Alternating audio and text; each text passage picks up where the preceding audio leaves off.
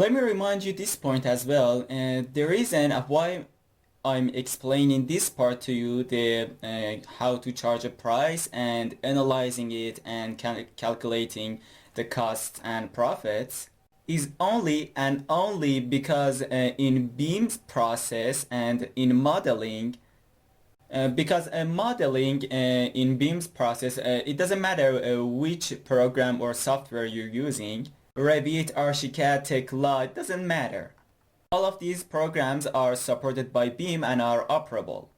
Because modeling is very time consuming and really takes a lot of energy out of you, and you're gonna have to go through every details. I'm telling you this because for a BIM modeler, someone who wants to model a project to be on the right path of prices and giving charges. And it's to help them to analyze these prices based on a common standards, not just based on assumption and on a whim, so later you face financial losses.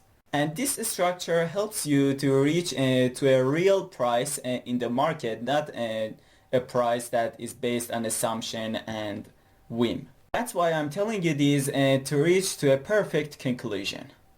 So this was for charging prices.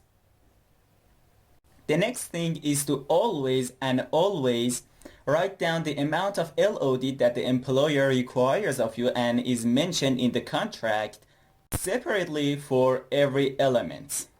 For example, which elements are included in, I don't know, slabs or columns or rebars. So later it won't follow misunderstandings between the parties. I mean, for different disciplines, for example, for our work on the structure discipline, when you're going to start your modeling, in structure discipline, you have some highlighted elements. For example, you have foundation, pile, slab, column, rebars, and stuff like that, which based on the project being steel or concrete, we define them or put them all together to include both steel and concrete elements, so whether we want to use each of them, it'll be okay. So you're gonna have to create a table like this that I have here. So you could work based on your elements and your LODs in this table. For example, in modeling a column element with 300 LOD, you say that my modeling will be included in specific sizes and locations and in specific directions. And if the employer says 350, you change your LOD to 350. Therefore, your elements and parameters will be increased, and therefore also your cost will be much higher. And if your employer wants 400 LOD, again your parameters will increase and it will be much more time consuming, and you're gonna have to consider all of that. So creating and developing such a table at the beginning of every contract will help you, both you and your employer, to reach an understanding and common language about the elements and the LODs included in that. When they wanna check your status and in your contract your LOD is 350, there is no misunderstanding that in LOD 350 what is included or what's not. You've already created this table, your employer has agreed with it, and you have both reached an understanding of the elements and the LODs included in it.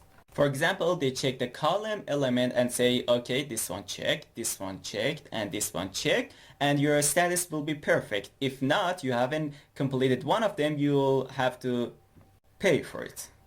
So, creating such a table of LOD is very vital to your work, and try to do it yourself to prevent further misunderstandings between you and your employer. Because there have been situations where you have talked about LODs thoroughly in the contract, but when it comes to the checking the status and the results, the person responsible for completing this task may not be knowledgeable enough and check everything based on the view of phase 1, phase 2 and shop. because they may look at it with a shop view, and by doing so maybe half of your status result in uncheck and cause you problems. So this table causes you to reach a common sense and prevent further misunderstandings. So you continue with your project easy.